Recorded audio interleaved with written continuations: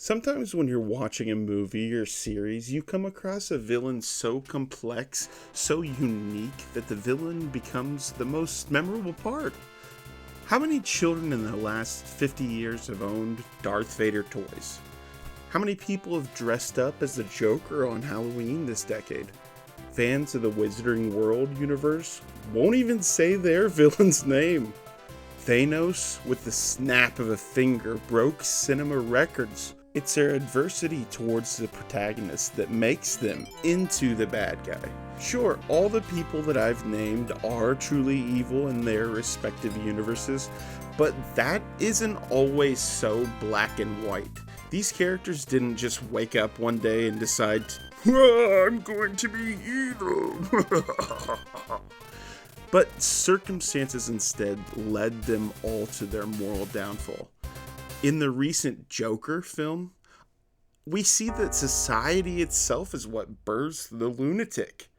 Darth Vader is manipulated through the course of a prequel trilogy into joining the dark side, and in his last moments turns back to good. But sometimes we don't even get to see the things that happen to make the bad guy be the bad guy.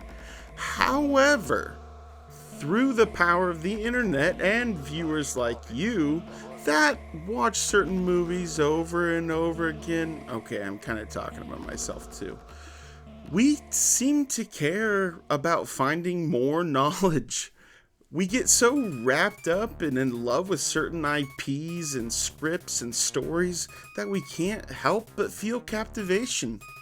For me, there's always been this one villain in particular that's always overlooked as this one-note jerk, and that's all that people see him as. This dude spends the entire film being evil incarnate, and there isn't any hope of seeing him turn to good by the end.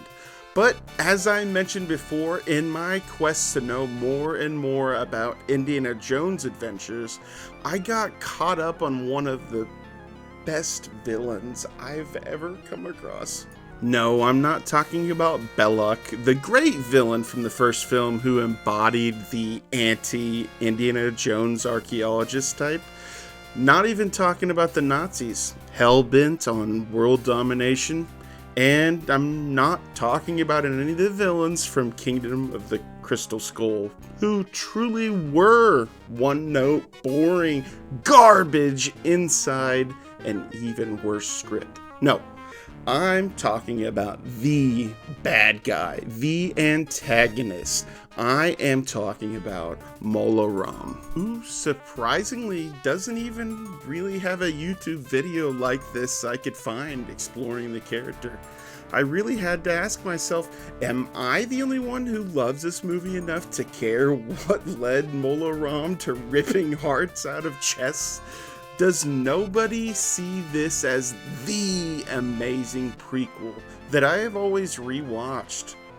Perhaps along with revealing the early days of Mola Ram, I can work around to convincing you that Indiana Jones and the Temple of Doom is the most important film in the series. So this is an Indiana Jones film, so we're going to have to talk a little bit about history. And history isn't always used perfectly in these movies. There are certain liberties you have to take when you're making a movie, so of course this is going to be riddled with some inaccuracy. But I'm going to do the best I can with history and the faux history that the film universe makes to prove a point. Mola Ram from a young age has been taught that the Thuggee cult and its goddess Kali Ma are on his side. We know that his life is spent devoted as a champion of her destructive power. His father was in the same position that he ends up in, high priest of the Thuggee cult. Imagine from birth being persecuted for what you're taught to believe in. Imagine persecution so powerful that it murders your father and mostly every person you knew and looked up to at one point. Now imagine the goddess that you were taught to believe in shows you actual supernatural powers. If this was your story, wouldn't you be led to use that power to fight back? With real-life history, the Thuggee were a group of thieves and killers who band together to steal from travelers and then kill them.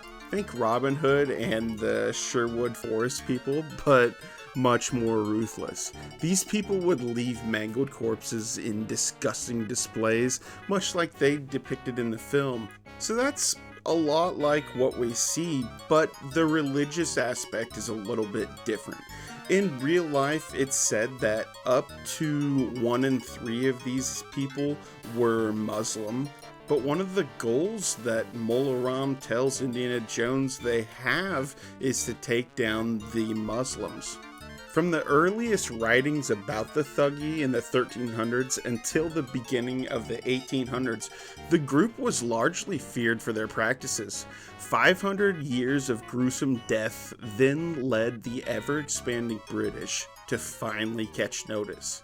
It's actually said that the thugs did spare many who were deemed worthy for sharing their beliefs in Kali. But to my understanding of this group, what they were first were thieves and murderers who justified the means by saying, well, it was for our goddess.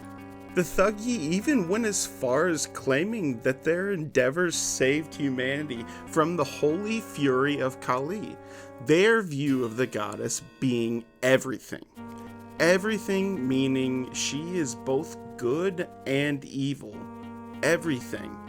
So it's not a stretch of the imagination that being a true believing high priest of Kali Ma could lead someone to do both good and horrible things. At the height of the cult's power, when they had all 5 stones, the influence of Kali would have been undeniable in India during this time. Let me wander off for just a moment. The pilgrimages of the First Crusade were fought in the name of God, a holy war in defense of Christ against an oppressive Muslim rule, at least in the eyes of the Crusaders. These men were not primarily made up of noble knights and warriors, but instead of poor Christians, peasants, and farmers. Why the heck are you talking about the Crusades, Mr. Ambience? Well, because I think it's important for us to look at the context. In the next movie, the Crusaders were looked at as good or neutral, because the god they serve is good or neutral, and not inherently evil. So the only real difference is the nature of the god or goddess they serve. And in Mola Ram's case, his goddess represents absolute power. So aren't the Crusaders doing the same things as Mola Ram? When the British came in and wiped out most of the Thuggee and Kali Ma's influence, Mola Ram began a pilgrimage of his own. Running from certain eradication, he emerged from Bengal to Pencot, his sole focus on collecting the 5 magical stones. Legend tells that these 5 stones were given to Sankara, a Hindu high priest by the god Shiva. The legend told that the 5 stones together harnessed the destructive power of Shiva. In the movie, when the stones were put together, the diamonds inside would burn with the same fire in which Shiva first appeared. In service to Kali Ma and out of options while facing certain doom, Mola Ram did what he learned. He sought power in legends, just as the Thuggee held power in previously, using a legacy of fear to create legend. Although historians will point out that some early thugs spared women and children, the Thuggee we're shown in the Temple of Doom have become so desperate that they're kidnapping children. Not only that, but these children are put into lifelong servitude, and some are even murdered. Mola Ram's desire for payback, or even just his desire for power, in time seemingly makes him forget just what Shiva was.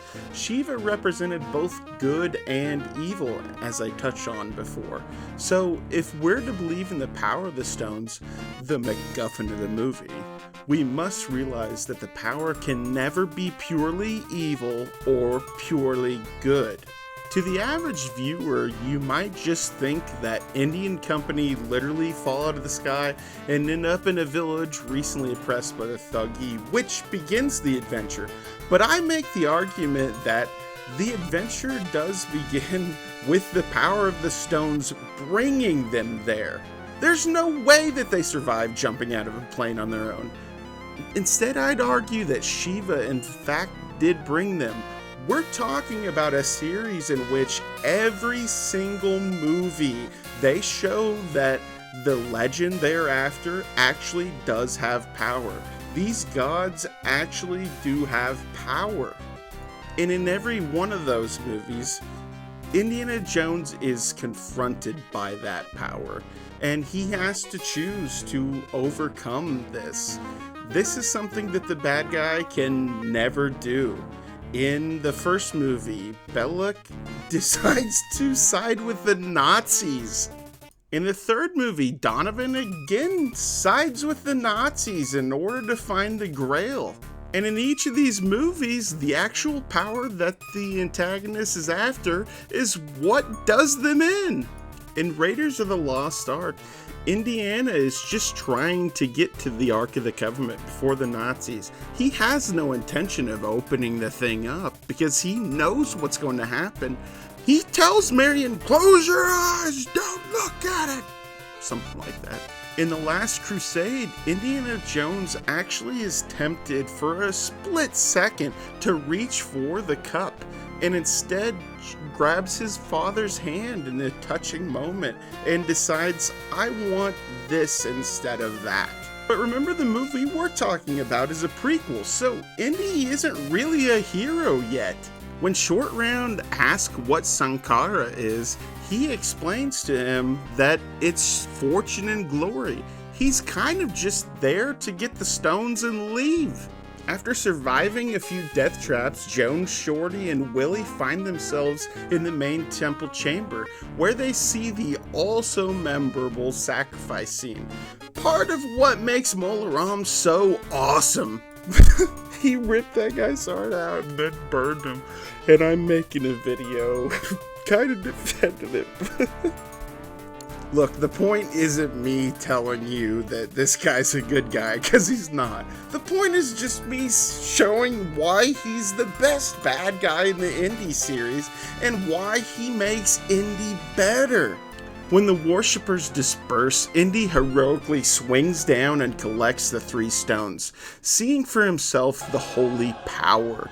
The music swells as sweat pours from his face, while feeling the power in his hands. He turns back and puts them together and sees them light up. It's the best shot of the movie.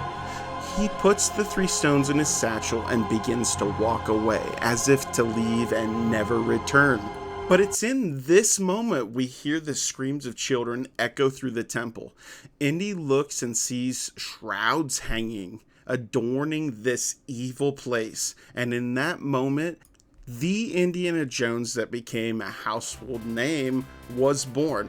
Yeah, it's a second movie, but it takes place before. So this right here is that moment. Indy doesn't just take the stones and run like he probably could, but instead he's compelled to be more than just another Tomb Raider. In this moment, we see Indy's ambition change from wanting to be famous to wanting to save the day. He knows, and he even says at the end of the film, that the rock or rocks would just end up in some museum. The children being beaten and whipped into slavery were his priority, and thankfully he succeeds, barely. This is what makes Indiana Jones arguably the greatest movie character of all time. Each of these films gives us a different person for Indy to face off against, and each of these main antagonists we can see someone Indiana could have become. The fortune and glory afforded to the holder of the stones is abused by Mola Ram in a self-satisfying evil way. And the 2 other antagonists that I talked about, they align themselves with the Nazis and only see that power in the last minutes of their lives. But Mola Ram has held on to this power for his entire life in different levels. This inarguably makes him the strongest, most powerful bad guy Indy ever has to fight. Out of all the film's antagonists, Mola Ram's the only one to have harnessed his sought power throughout the entirety of the movie, even using it to mind control Indiana Jones. And I know I've said it over and over again, this is a prequel and technically the second movie, but for anyone new to the series or wanting to re-watch, I always suggest starting with Temple of Doom because of this exact reason. The story the movie tells is full of historical inconsistency and honestly may even come off as offensive in some regards. But when you're willing to look past that and at the heart of the matter, Mola Ram and the events of the movie teach Indiana Jones how to become the Indiana Jones we love. And it took evil incarnate to truly make that possible.